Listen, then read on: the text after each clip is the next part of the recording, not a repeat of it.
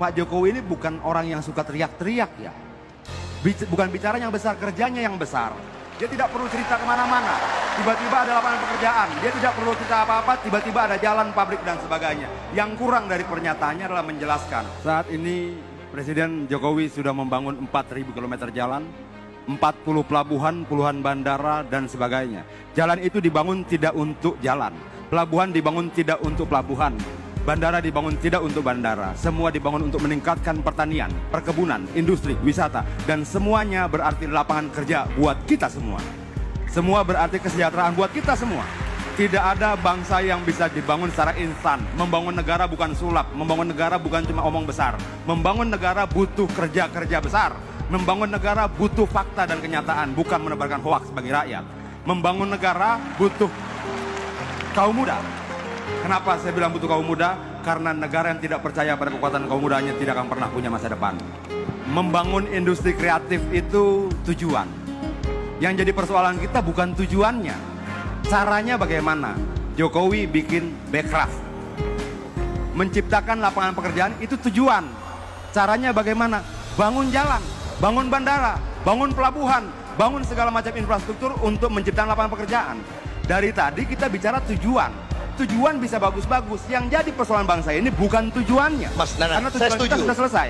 Caranya bagaimana? Caranya jelas. Nah, yang dibangun oleh kelompok sana apa? Om Adian. Bikin OKOC, tutup. Oke. Bikin apa? Nggak ada. Kalau kemudian cuma menggerutu terus tanpa memberikan solusi, itu bukan oposisi yang membangun. Itu oposisi yang tidak membangun apa-apa selain kebencian di rakyatnya sendiri. Ya.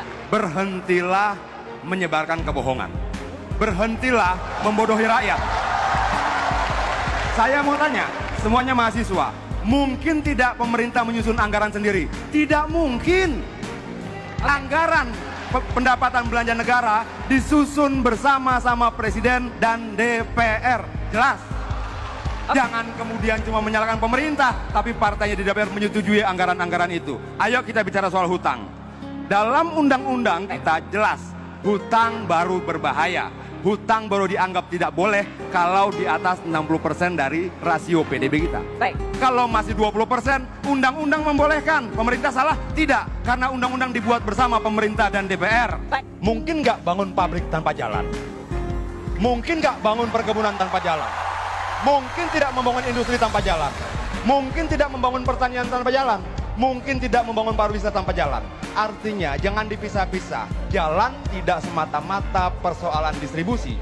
Jalan juga bagian penting untuk membangun industri, membangun wisata, membangun produksi, membangun pertanian, perkebunan, dan sebagainya. Kadangkala banyak orang melihat sangat sederhana. Dia melihat jalan cuma kumpulan aspal. Baik. Dia melihat jalan cuma kumpulan semen. Bukan. Jalan adalah arah media membangun peradaban dan lapangan kerja. Ya. Tempe setipis ATM itu hoax. Nasi ayam lebih mahal di Jakarta daripada Singapura itu hoax. Orang operasi plastik dibilang dianiaya itu hoax. Dan calon presiden mereka melakukan konferensi pers untuk berita-berita hoax itu. Bagaimana mungkin kita bisa menuntut komitmen sementara mereka sudah melakukan hoax itu sendiri di media massa secara terbuka. Baik. Menurut saya, kalau kita mau memberantas hoax,